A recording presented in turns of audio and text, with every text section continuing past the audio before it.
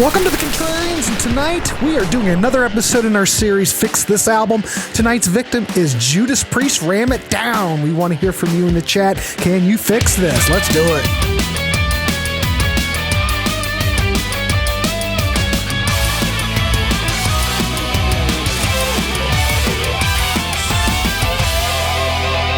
Welcome to the Contrarians, and we have a great panel tonight, and we have got a great topic. We've got, ladies and gentlemen, we've got Guitar Hack here, and Martin Popoff, and Butch, and Gary, and Oliver. Now, Oliver, I must say that I have not been on a show with Oliver. Oliver, is this your first show, or have you been on shows before? This is my first show. Oh, good. I love this. We are going to throw you right out there, baby. I'm just saying, get ready.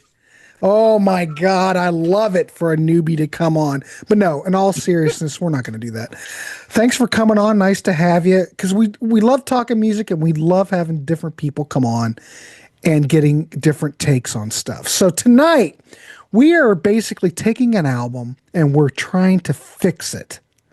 Now, the victim tonight, because I have to look at it as a victim, we're looking at Judas Priest, Ram It Down from 1988. And if anybody knows this record, this is the album that came after Turbo. Now, Turbo got a lot of flack. We were talking before we started to record that maybe they should have did more Chuck Berry covers on this album. Maybe they should have. I am not one to say. But this panel has been gathered together. They have taken this record, and they are going to build a better Ram It Down. So this will be an interesting exercise to see what people come with, because you could do a lot of different things. You could take tracks from different albums. We let everyone be creative. So I'm going to let Oliver... No, I'm not. I'm not going to throw him out first. But you know what? I'm kind of going to go the way I saw people come in, and I'm going to go out. I'm going to start with Guitar Hack, I think. I think we'll go... Unless you don't want to. Well, we're going to let Gary go close to last because he needs to go last. So I guess we'll just go. I'm not going to keep track of this. Unless Martin really wants to say anything. I'll do it. Sure. What the heck? All right, we're going to go Martin. All right, this is what we're doing. Martin, Butch, Gary, Hack, and then Oliver. We'll let Oliver go last so he can get the feel of the whole process. All right, Martin, go ahead. Well, I guess I'm going to establish the feel of the process because I've never done this before, and I'm not sure I'm doing it right, but let's see what happens here. So, okay, so we are talking about Ram It Down, and we are thinking of a way to fix this record. I want to fix this record without changing it completely, so I'm going to just kind of do a few fixes on it, I suppose. So I'm going to retain Ram It Down as the title track on here. It's called Ram It Down. It's a super fast one. It's this album's Painkiller. That's fine. I've always liked the song Heavy Metal. I think it's really cool. It's got this kind of stomping, vaguely dance metal quality to it, but I think it's a pretty cool tune. Love Zone is fine as well. It's got the whole 1 and 3 beat sort of idea to it. Come and Get It, I want to get rid of off of this album. I find it like find it to be like a cross between hair metal and poverty metal, like early days American power metal sort of thing. I find the lyrics cheesy. All the lyrics are pretty cheesy on this record, but I want to replace this with Locked In from Turbo. I think Locked In is an amazing song. All my picks, spoiler alert, because this comes out of the Twin Turbos process, where they were maybe going to do 2 records at the same time. So I'm sticking with picking things from Turbo to fix this and make just the one best album and say, look, these are the best songs, guys. This is what you need to do. So Locked In, I wanted that on there. It's up tempo, but it's a different tempo from the other songs on the side, so I think it's still okay. And then the side 1 of the original vinyl will end with Hard as Iron still. Double bass, technical, double, we know this all electronic drums on here, but it is kind of like a nice framing of the album or the side with Ram It Down. So yeah, just the one change on this side. We put in Locked In, which I think is that's a good infectious party metal song from Turbo. Side two, I'm going to leave Blood Red Skies there against all my own personal instincts. A lot of Priest fans love that song. I've never liked that song. I think it's really weird as the first song in the album. So I do want to switch it, but I'll get to that in a minute. But yeah, got to leave that on there. It is honestly, actually, as I look at this track listing, it is literally the one song that lives on from this album in the minds of Priest fans. They do like this song. It was promoted a fair bit as well. Then what I want to do is replace both I'm a Rocker and Johnny Be Good on here, because to me they go together. And we know Johnny Be Good is the lyrics to Johnny Be Good, but set to a whole different batch of music. So what I want to do with this side is shorten it. I want to shorten the whole album, so I want people to focus on the great songs. And so I want both of those songs gone and replaced with Reckless from Turbo, which I think is the second best song on Turbo.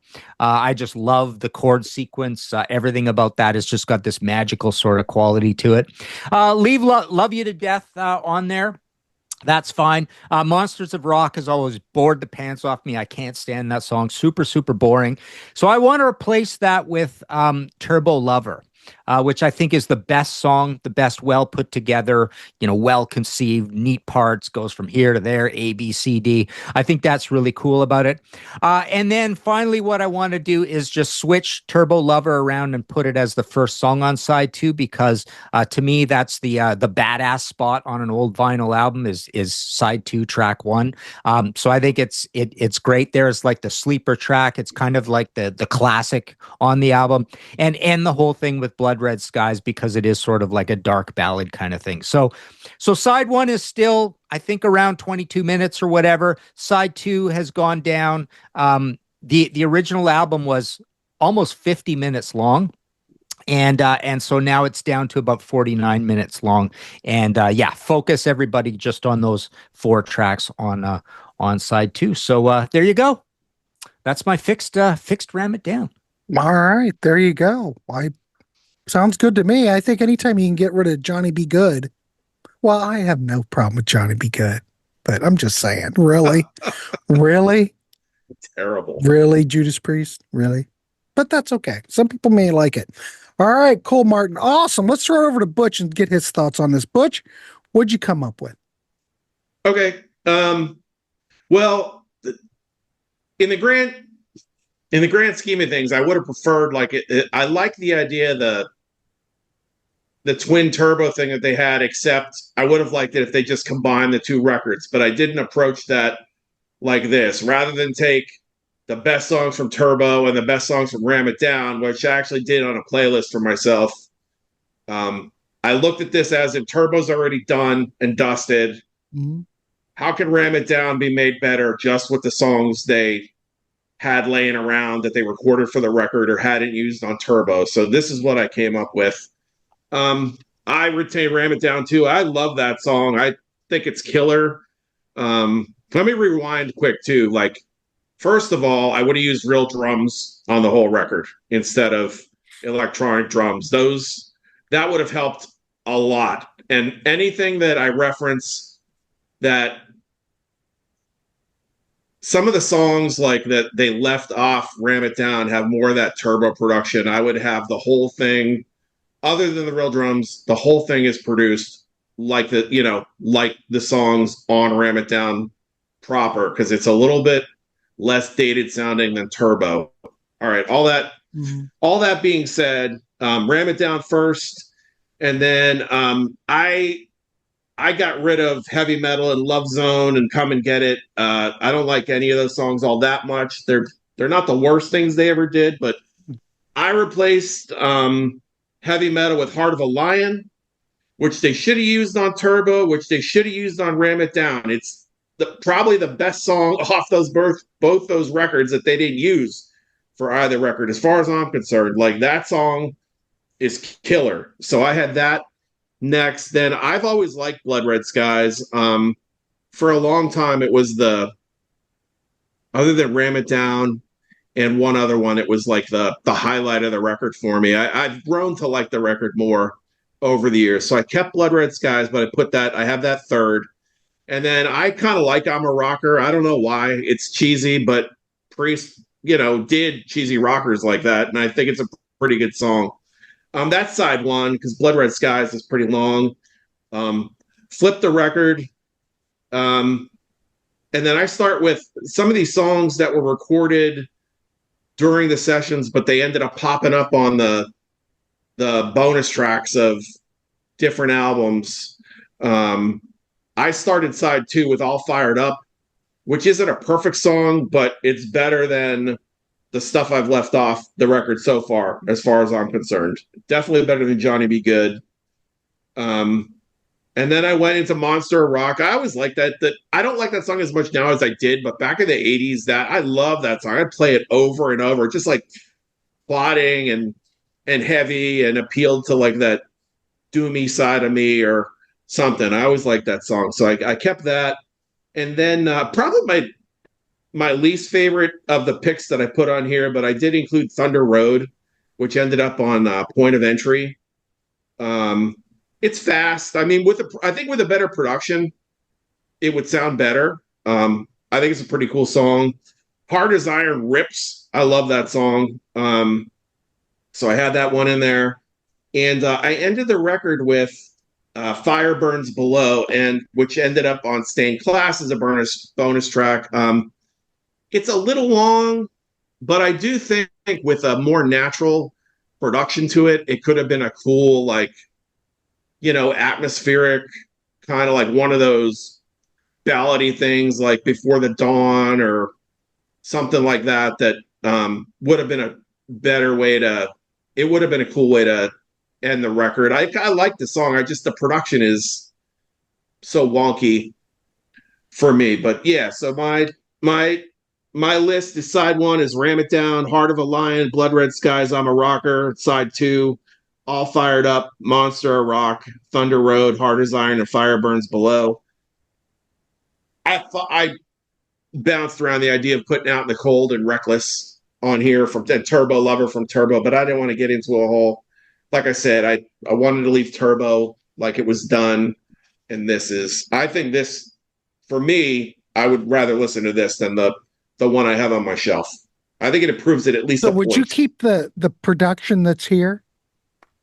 I mean, I'm taking. Ultimately, it'd be nice if they had a better production overall. But I would like to, some of these bonus tracks that they recorded around that time, have more of that turbo production on it, which I don't care for. I don't like the fake drums on Ram It Down. I don't like the electronic drums, and I don't like if I had a choice between the production on Ram It Down, like the way the guitars and stuff sound and the vocals, as opposed to the way that they sound on All Fired Up or Thunder Road or I'll take if I had my choice, of course I'd rather have a beefier production on it, something that was heavier. But I guess for me, when I approached it, I was just trying to kind of deal with what I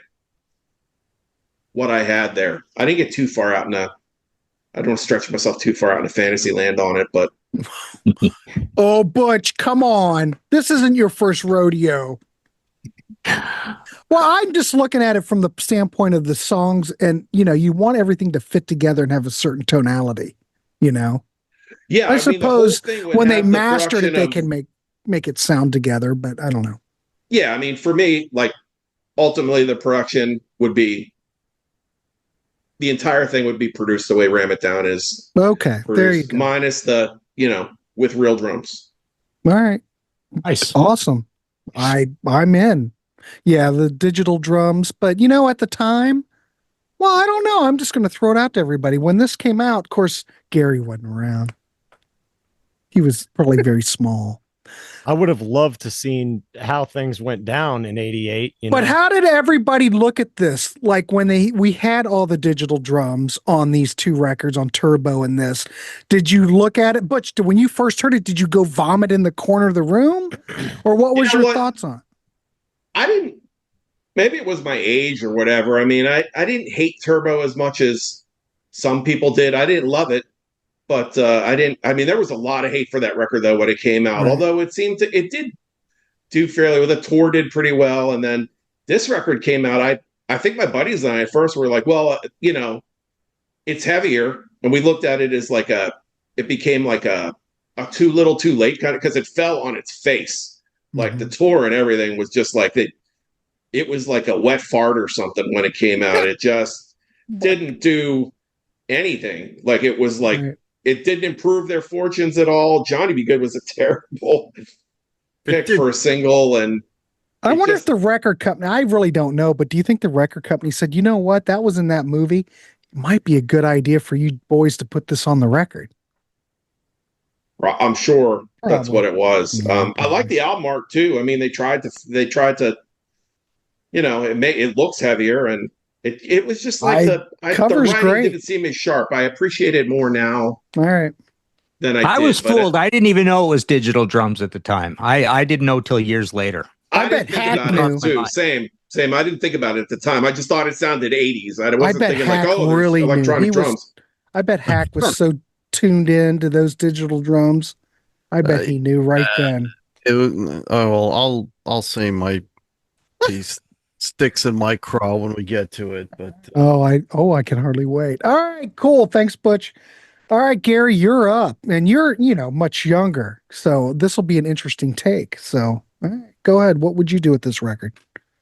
So this was 1988, and as Butch mentioned, the first single was Johnny Be Good, and I can only imagine all the Priest fans were horrified at that. And then our next single was Ram It Down. It was a little better, but I don't like this album. I think it is lumped in with the worst albums that Priest did with Rob Halford. I think it's quite a bit better than next to Demolition, this album is Sin After Sin. But Demolition sucks. This is a better Nostradamus is a better record. Oh, for sure, easily. But this was the last one they did with Tom Allom, who produced most of their 80s albums and some of those late 70s ones. I love the cover, like you mentioned, great cover, awesome t-shirt. But there's the three things that really kill this album are that damn drum machine. It bleeds into every song. And so when I talk about all the songs on this, it's going to sound like I love this album, but just that drum machine creeps into everything. The production is really bad. Everything sounds underwater. And then the third thing is, it's like Halford's singing. He sings too high at the wrong points. And he's almost like taking too flashy of an approach when he doesn't need to. And it just kind of gets on my nerves in a lot of the songs. But Ram It Down title track, I think, is a solid opener. It's catchy. The big centerpiece is that solo, which I think is great.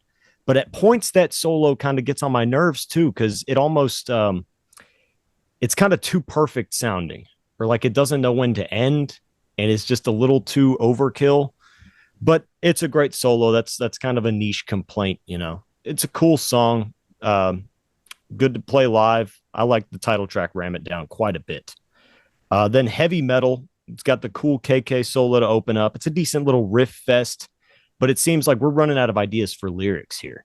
Because most Priest songs kind of wrote about some otherworldly figure that happened to embody heavy metal. And this one is just about heavy metal itself. And this ain't no hot rockin', this is lyrically, it's very cheesy, but I can give it a pass. It's not the worst thing they ever did. It's better than a lot of the throwaways on Turbo.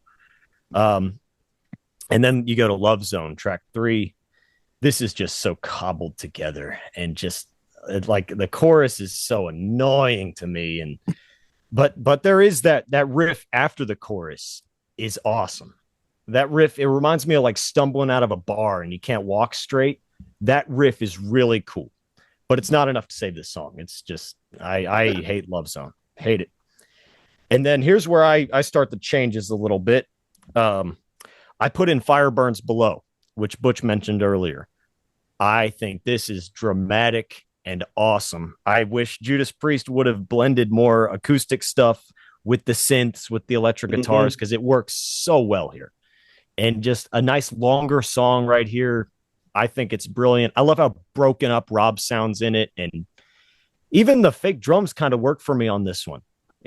I love Fire Burns Below. One of the best songs on the record. It should have been on the album. So I put that as track 4. Track 5, I put Come and Get It. I think this one is not great, but this is probably what I would have picked to be the single. It just kind of has single written all over it for me.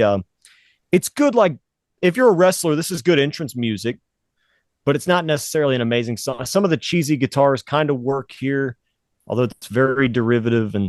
But I like it. I like Come and Get It. It's fine. I'll put it on in the car and rock out. It's a cool song. Then Hard as Iron, I think this is a real gem. This is awesome. This is setting up for Painkiller. It just mows you down with the riffs. And I think they do a lot of cool stuff with the solos. Very 1988 with the solos, what Glenn and KK do here. But it works. It's a cool song. And another one of my favorite things about this song is the cheesy sound effects they put in with the earthquake and the... I love that. That's brilliant. And then Blood Red Skies. Oh, my God. This is a masterpiece. This is one of the best songs the band has ever written. The way Rob sings the intro is just bone chilling. And then when we kick into the actual song, you get the synths with the guitar riff. It's just so apocalyptic. I love it. This song makes me want to get the Judas Priest tattoo.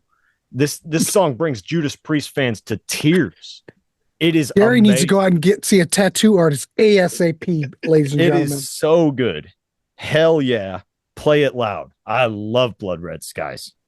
Phenomenal. It's worth getting the album just for that song. It is truly one of the best songs they did in the 1980s. I love it.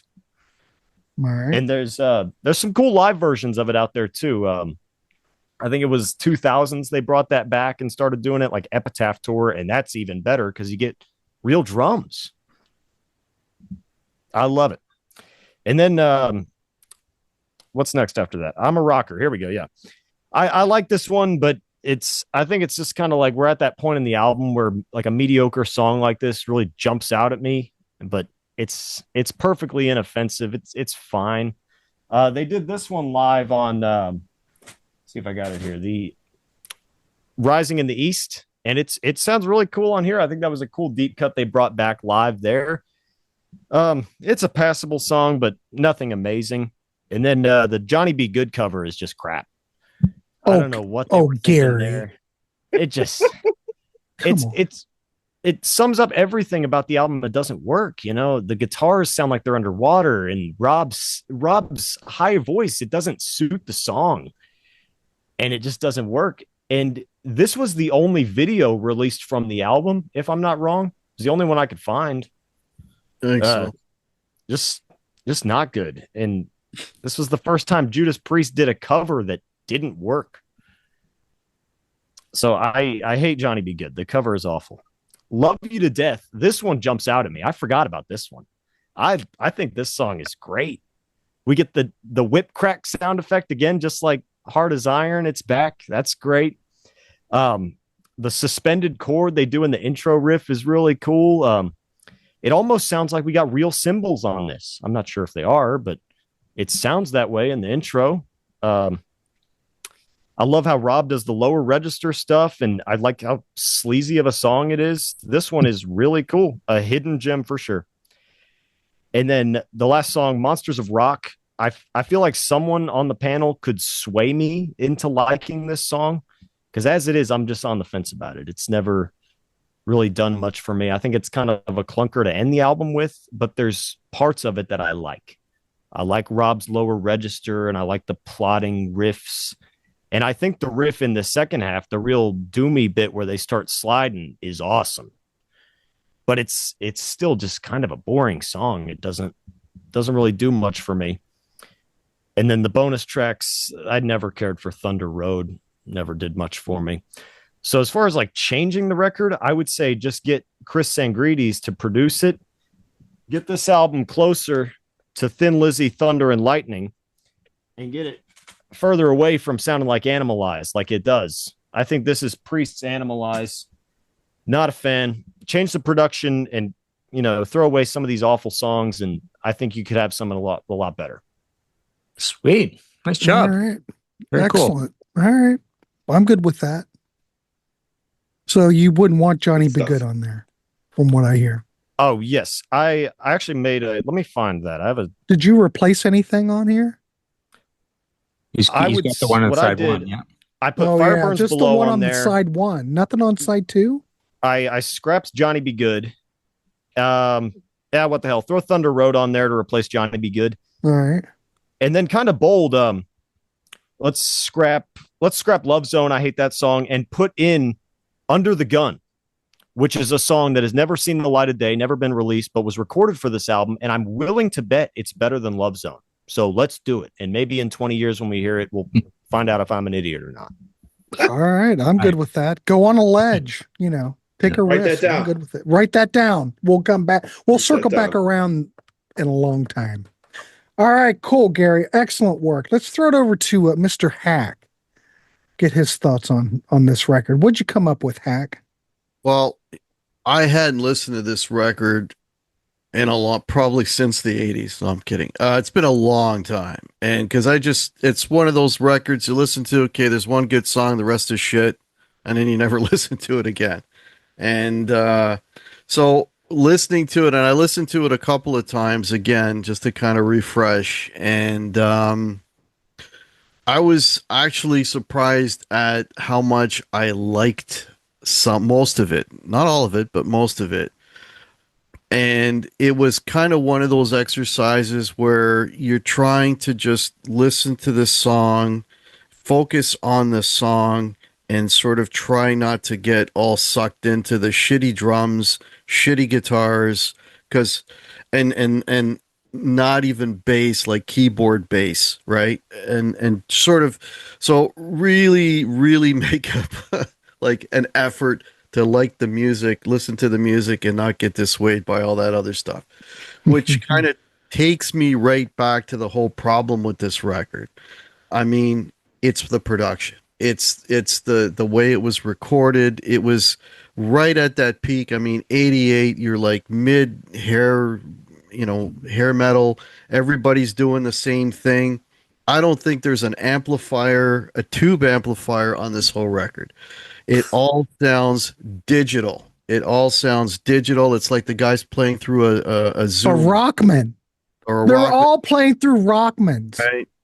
All the guitars are just drenched in chorus, and then the solos, and that's like when I hear chorus on a distorted guitar, that's like nails on a chalkboard for me. It's like, oh, so you don't hear that there's no warmth. The guitars sound so I don't know, so clinical and cold, and there's no warmth in depth to the sound. Even the acoustic guitar that they use on Blood Red Skies, it's that shitty acoustic sound they used to use back then, where it was all percussive and you didn't hear the bottom of the acoustic. It's just this percussive ting ting ting ting ting on the strings. It's just with, again, drenched in chorus. Damn, I thought Hack was talking about Def Leppard Hysteria. I might as well What are you be. talking about? I might as well be, right? But and then the keyboard, the bass on the keyboard, and all that, that all really. If you took the same songs and got, I don't know, Angel of Retribution or any Painkiller, any other style of production, this record would go up probably 3 notches. It would go from like a 6 to a 9, right? Because I think that's the biggest culprit with this is the song. It's not that the songs are shitty, it's that the production is shitty. Mm-hmm. Ram It Down, that one for whatever reason actually doesn't sound that bad, right? There's that one, and there's the other song that I like on here, the production wise, which is Hard as Iron. That one doesn't sound, but like, for example, the Johnny Be Good thing, which is a cover, but it's not, because the only thing they're using is the lyrics, but the whole arrangement, the whole song is different. If you listen to those guitars, like, that's everything that's wrong with the 80s is in that song, right? The guitars sound like digital mush, right? And the drums are like, again, electronic drums, and the bass. It's just everything that's wrong with the 80s is on that song and Blood Red Skies. And if Blood Red Skies had a decent production, man, would that song be really good, right? Darn it! I thought you, Hack. I'm sorry. I keep bouncing back between Hysteria and Cheap Trick the Doctor. Which one are we talking about? Well, you might as well be talking about Hysteria. Like, honestly, that's what it sounds like to me. Now, the first side, Ram It Down, heavy metal. How much better would heavy metal be without that? It's almost like they were borrowing from ZZ Top with that sort of pulsing keyboard bass, right? It's like, hey, Eliminator sold a lot of records. Let's do that, Anyways, that if they took that out and had an actual real bass just thumping away and real guitars and acoustic drums, that song would be heavy metal. Right now, it's not, right? So, Love Zone's okay. Come and Get It's okay. Heart is Iron. That's a really good song. It's fast, it's heavy, and then it's got a really nice hook on the chorus. That is a good Judas Priest song. Ram It Down and Heart is Iron on side 1. Those are classic Priest songs that could be on any record and would sound 100 times better if they were on any record except Turbo. Blood Red Skies, like I said, would be fantastic if they, change the production. I'm a Rocker is just, you can't save that. Johnny Be Good, you can't save that. Love You to Death. The whole second side, Monsters of Rock. I mean, Get Me a Pillow. It's terrible. Filler. All filler. Absolute garbage. Absolute garbage. Right. What would I throw in there? For me, this, because they did that sort of the digital kind of, ZZ Top sort of pulsating thing with Love Bites. That would probably work on this record, right? Love Bites, I think, would be okay. Maybe instead of the Monsters of Rock, maybe Heavy Duty off Defenders. Maybe instead of Love You to Death, maybe Bloodstone. I'm going back to those, to basically Screaming and Defenders of the Faith, because those are the records that just had sort of little tinges of what they were, this whole 80s thing without going head first like they did in Turbo. So, but again, if this was recorded better with proper instruments, using tube amps and not using digital boxes and real drums and no keyboard bass, this record would go up at least 2 or 3 notches. There you go. Sweet. So if side 2, which you did not like side 2, if side 2 had better production, more 70s production, I'm just going to assume, right, it would age a lot better. Oh shit, yeah. Because is it the songs that are bad on side 2, or is it the production that gets to you? No, that's what I'm saying. Like, the songs themselves, at the core of the song, it's like you're trying to ignore all the garbage. To like, okay, let me just see if I can zoom in on the song, and at the heart of it, some of the songs are not so bad. Like, that's what I said when I went, and I didn't listen to this for years. And when I went to listen back to it, I'm like, okay, you know what? Underneath all the garbage, there's actually decent songs, but they don't see the light of day because they're smothered in chorus and electronic drums and everything else, right? Well, it's the same kind of thing. I know there's probably a good album there with Cheap Trick the Doctor, but you would have to do a total remix and strip down all the effects, and I don't know how it was recorded. I don't know if you could even do that. It'd be an 80s exorcism. Yeah, it needs it, because I think there are probably good songs on the Doctor if I could hear them. Yeah. All right. Excellent. Cool, Hack. Excellent work. God darn it.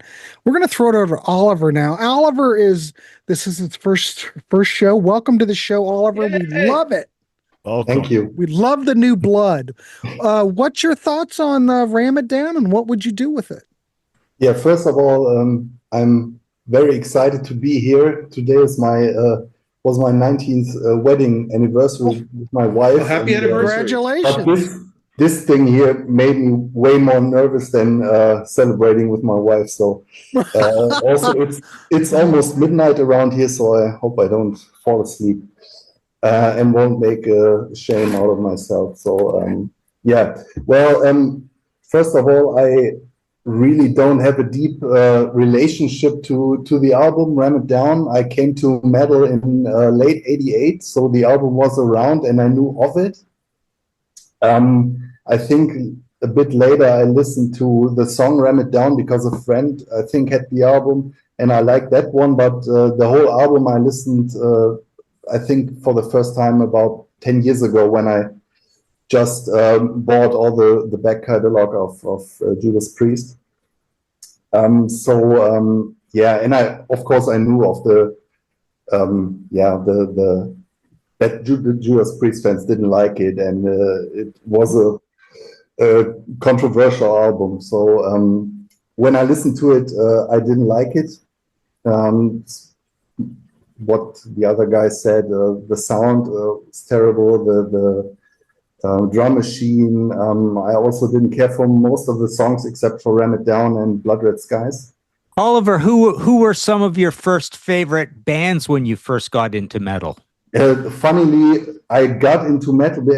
Metal always fascinated me when I read, we had a pop magazine in Germany, like I think Cream or something like that in the US. And of course, in the 80s, they had metal pages in that pop magazine. So the look of the bands, that always fascinated me, the cover artworks.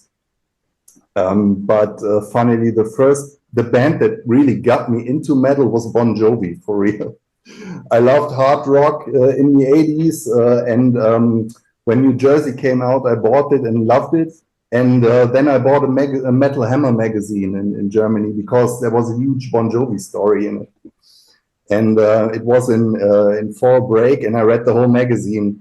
Didn't know any of the bands, didn't know the records, but I read it from page 1 to the end and got totally engrossed with it. And the record of the month in that issue was Anthrax State of Euphoria. So I had to buy that one, and that was what got me into metal. Okay. Yeah. So one on either side of this one kind of thing. Yeah. Hey, whatever it takes, it's all good. So to get back to Ram It Down, I think the problem with the album, and lots of things have been already said, but I think it's a bit wannabe. It's like a poser album. I think Judas Priest tried to course correct after Turbo. It's a very macho album. The cover artwork, if you contrast it with Turbo, which all looks a bit feminine, the colors and stuff, you have the hand with the red nail polish and stuff. And then you have Ram It Down, which kind of, doubles down on the whole macho thing.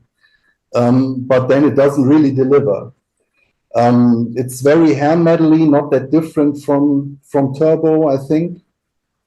But it has those super stupid song titles, which pretend to be very metal and stuff like that. But when I listened to it again for this panel, I thought, well, actually, it isn't that bad. There are some songs that I hate. The sound is a problem, of course. But there's some good stuff on it, and like we already heard, they recorded some stuff for Turbo that would have made this album a lot better.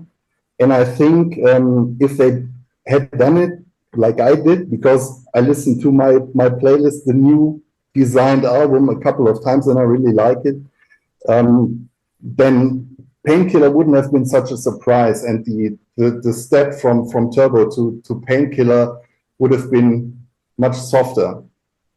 So what I did, at first I thought, well, Ram It Down obviously is a highlight, so I thought at first I should kind of put it more in the back, but it's such an ideal opener, so I left it as an opener. And I thought, okay, Blood Red Skies and Monsters of Rock will be placed in the back end, which are rather slow.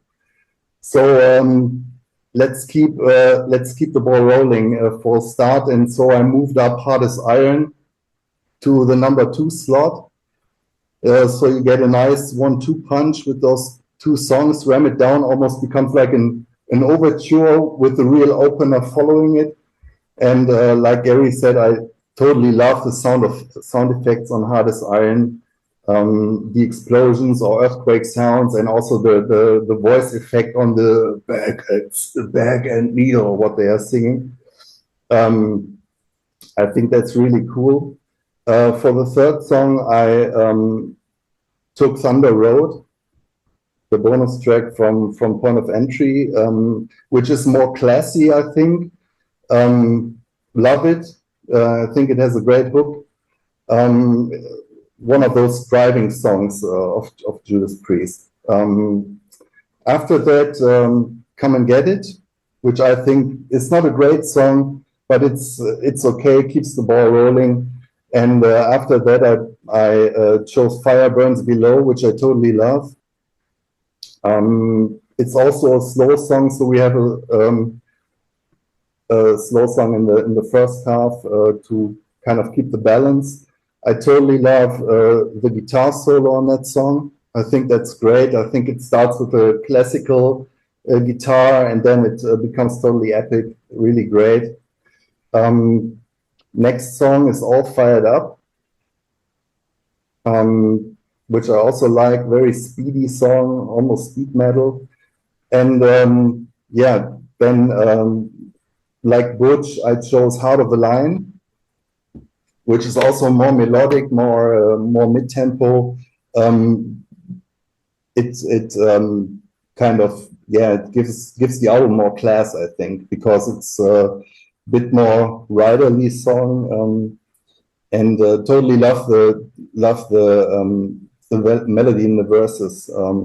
And Rob Halford does a great job. He released it on a live album, I think. So when you put it into the playlist, it doesn't really fit in because it sounds way better than all the other stuff. But I think it would work. You would have to switch it a little sound wise.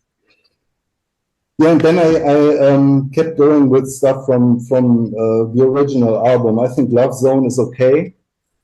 And then the album ends with Blood Red Skies, Monsters of Rock. I threw away I'm a Rocker, Johnny Be Good, Heavy Metal, and Love It to Death is the name, right? Yeah. Right. Heavy Metal is actually okay, but it fits. It's one of the perpetrators for dumbing the album down, I think, with the title, and I think, yeah, put it on as a bonus track or something like that, maybe. But I think the album works without it. I don't like I'm a Rocker. Johnny Be Good. I think the main problem with that one is that is the connection to the old song. I think if it had another name and maybe different lyrics, I think it wouldn't be that offensive. But the album doesn't need it, and yeah, I think that would have been a really great album. And it almost sounds like a prequel to Painkiller that way. Sweet. Nice. Damn. Stuff, All Oliver. right. Thank you. Good stuff. Oliver's like a The Lion is professional. great song. I forgot about that one. All right. Anybody else have anything to add while we're here? Like you said about going into Painkiller, I said on the Point of Entry show that Point of Entry is a good bridge from British Steel to Screaming for Vengeance, that it helped them build and learn what they had to do to get it right for Screaming for Vengeance. Ram It Down's the same way. Bridging from the 80s, not so much Turbo, just the 80s in general, building and getting heavier, and then going into Painkiller where they just blew everyone away. All right. Nice. All right, kids. Well, I think we can wrap this dog up. Okay. I do want to thank the panel, Hack, Gary, Butch, Oliver, and myself. We want to hear from you in the comment section. What would you do with Ram It Down? Can it be saved? What would you do? What tracks would you replace? Does it need new production? We do want to know. If you'd like to be on these panels, we would love to have you. We've got Oliver here. Darn it, you could be on a show with Oliver. And we'd like to keep it interactive. We have a Patreon if you'd like to join that, where we throw the shows up early. There's interaction on there. Please join that. If you don't want to join Patreon and support the channel, we have a Ko-fi. Buy us a pint or a cup of coffee. That would be great. Take donations, whatever. The whole goal with the Contrarians is to talk music and turn you on to stuff. So anyway, at least please like. Anyway, I think we can wrap it up. Gentlemen, I don't know, real quick, Hack, do you have anything coming up? What's coming up on your channel? I'm going to try to get this up pretty fast. What's coming up is next Thursday, Martin and Pete will be joining us, and we will be talking about bands that we just can't get into. That'll be a week from Thursday. All right. Very nice. And Gary, what's happening with you? Anything you need to talk about? Butch, anybody? We got a couple minutes. Anybody? Yeah, go ahead, Gary. Go. This album, it's a weak album, but I don't hold it against Priest, you know? They're allowed to release a weak album. They're trying some things out, didn't work. Mm-hmm. What were you going to say, Butch? Go ahead, Butch. Oh, I was just going to say the channel that my buddy Mike and I have called For the Sake of Heaviness. We have we're trying to get stuff up at least once a week. Some interviews. We had an interview up with Ralph Sheepers recently. That was a lot of fun.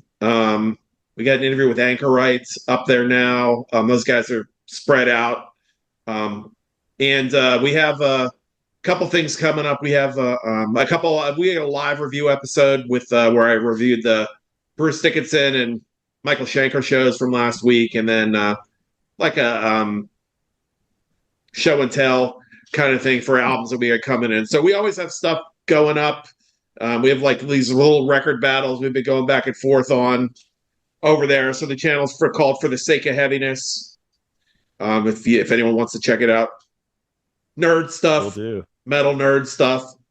So I guess you're not going to be talking about Bon Jovi Bounce anytime soon. Probably not that one, but I wouldn't. I mean, we do talk about like hard rock, and it's not all just like super heavy. It's been everything from like Angel of Venom, you know. So and then so. All right, cool. All right. YT. All right. Well, check it out, everybody. All right. I'll just mention my ahead, my website slightly opened up again, so I do have a few books for sale. The new Maiden, the new Dio, the new Deep Purple will be up there soon. But the renewed Merciful Fate, the renewed Max Webster, and I've just got both the Sabbaths. Yes, thank you, Butch. Both the Sabbaths, both the UFOs, and the Sweet Book. But that's all that's there at the moment. And I've got my audio podcast, History in 5 Songs, with Martin Popoff. All right, cool. All right, everybody, let us know down below what you think of this record. We will see you on the next one. See you. See you guys. Bye.